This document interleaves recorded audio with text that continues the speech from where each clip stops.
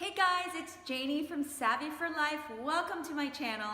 If you don't know who I am, I'm an interior designer and this channel is all about sharing my tips and tricks on how to create a beautiful home and live your savviest life. Do you have a renovation project you're about to tackle or thinking of just updating your home in some way? Well, these are my top 10 tips on what to do and what to consider when tackling such project. Stay tuned.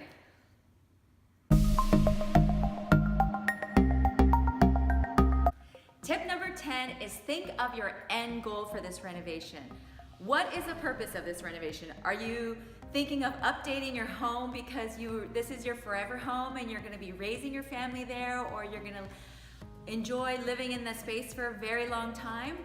Or are you just updating and renovating some minor changes so that you can put it on the market and get maximum dollar? Whatever it is, make sure that you have a very clear end goal in mind so that you know what type of budget you're going to be using and the type of finishes that you're going to be selecting.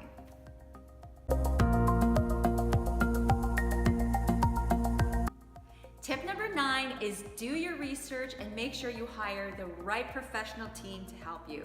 Whether it's just a simple job like painting, replacing a tile, or you're doing a major renovation like knocking down walls, rewiring the whole electrical system, whatever it is, you want to make sure that you have the right professional people to help you.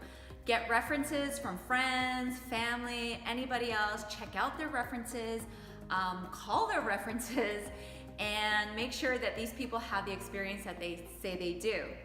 A good professional team is actually going to help you save money and time in the end. And really, time is money. So these people know what they're doing. They do this day in and day out. They know all the surprises that are to be expected, and they can help relieve some of the surprises.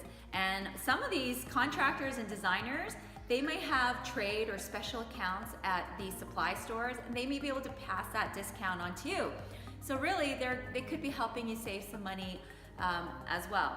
So really do your research and make sure you have the right team behind you.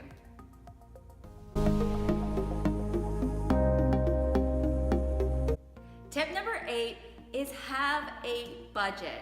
It doesn't have to be a concrete budget. You don't have to be sticking to it like specifically like, oh, I only have, $1,000 or $5,000 to spend on this renovation. I mean, have a good range. You need to be somewhat flexible because there are going to be surprises, but make sure you have an idea of how much you want to spend on this renovation, and you make sure that you relay that information on to your professional team, your contractor and your designer. Therefore, they are able to understand which direction you're thinking of going in for your renovation. If you tell your contractor and designer your budget, then they can help guide you in selecting the right finishes and giving you some suggestions on how to stay within that budget.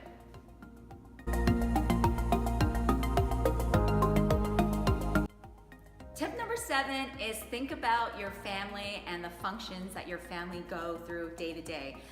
For renovations that you are thinking for a home that you're going to be living in for a long time, you want to make sure, look at what you do on a daily basis. Are you a cook and you want to have a big kitchen with the best high-end appliances? Or are you not a cook and maybe you spend more time in the living room? Do you actually need a media room or a office?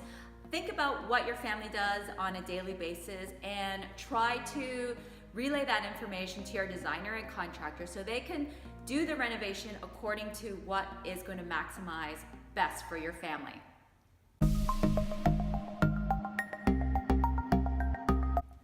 Number 6 is make a list and prioritize that list. You want to look at that list really carefully and make sure you know what you can and can't afford. Maybe you need to change up some of the fixtures for less expensive ones so that you can get the appliance that you want, or maybe you're looking at some specific wood floors that you really love and then you don't want to put a marble or something more expensive in the bathrooms. You want to be able to put a priority list together and know what's really important for you, what's within your budget and within your timeline.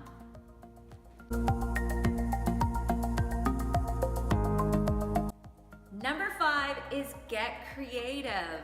This is where a good interior designer or contractor is really going to be able to help you, because they're going to be able to give you other options that you might not be able to afford, or maybe there's something that you really love that's really exotic and it's coming from another part of the country or another part of the world and you just can't get it in time. You're going to have to think about different ways of getting the same look that you want, but not spending the same amount of money and in a specific amount of time. So for example, like marble is really beautiful. It can be very expensive, but maybe to cut costs, you can get creative by using a porcelain tile or a ceramic tile that looks like marble, but it's a lot less expensive than marble. Or getting the look of wood. Maybe you want to consider in the laundry room doing a vinyl that looks like wood. Vinyl is extremely durable. I love vinyl. Vinyl has come a long way in the last 5 to 10 years. It's not that 70s or 80s vinyl that we all think about. It's they've come up with some really amazing products that are vinyl, that are extremely strong, easy to install, and that are less expensive than doing like a tile or a wood product. So get creative, think about it. If you have a designer or a contractor, consult with them and have them come up with alternative ideas for you.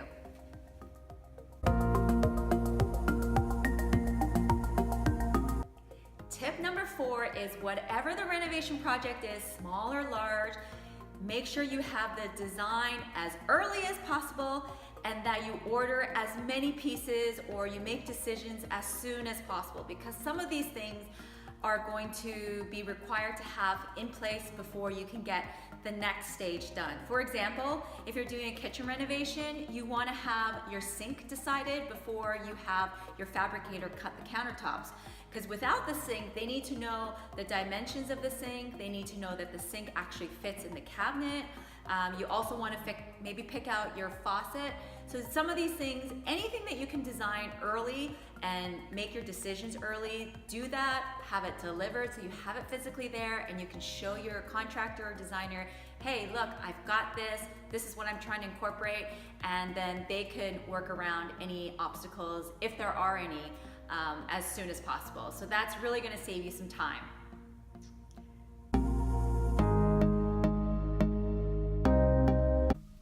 Tip number 3 is measure, measure, and remeasure.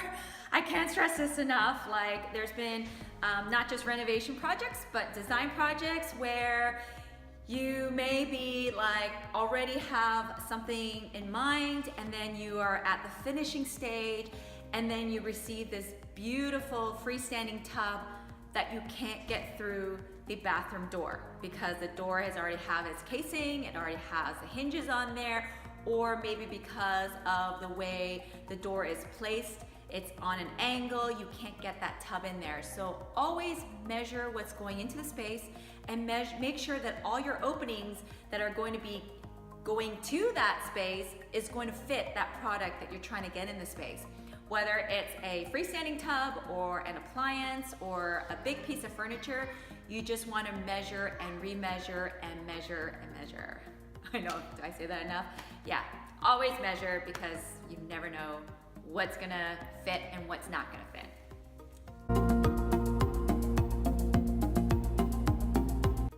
Tip number 2 is something that I'm super passionate about with my design projects or renovation projects, is consider the lighting design and the electrical design. If it's a minor renovation, like you're just painting or doing some little things, you don't have to worry about that. But if you're doing a major renovation, consider the type of lights that you're gonna put in your space, your overhead lights, your task light, and your ambient light. Last thing you wanna do is install these beautiful wood floors throughout your whole living room and then realize that, oh, you're gonna put a sofa table behind the sectional, and that sofa table is gonna have 2 lamps that need power to light up. So you don't have power other than at that other wall that's like 5 or 6 feet away. And the last thing you want to do is have cords running through your floor where people are gonna trip over. So always think about your lighting plan. That should be a priority before you start doing drywall, patching, and painting is that you want to know where your lights are going to be placed. You also want to know where electrical outlets are going to be placed so that it can source lamps, floor lamps, and table lamps. So think about lighting, please. It's so important. It can really change a space. So lighting, electrical, number 2.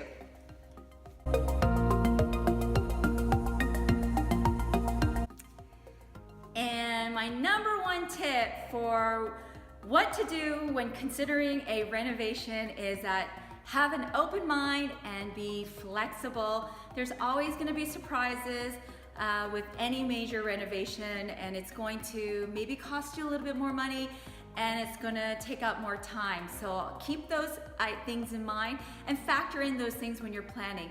If you're moving out for this renovation, make sure you leave yourself an extra bit of time.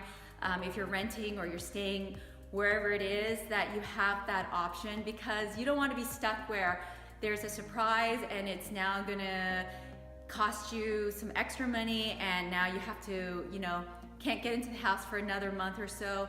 Have that flexibility, keep an open mind, have a good professional team behind you, because they will make sure to guide you and keep you on track, and also communicate with you all the things that are important for your renovation.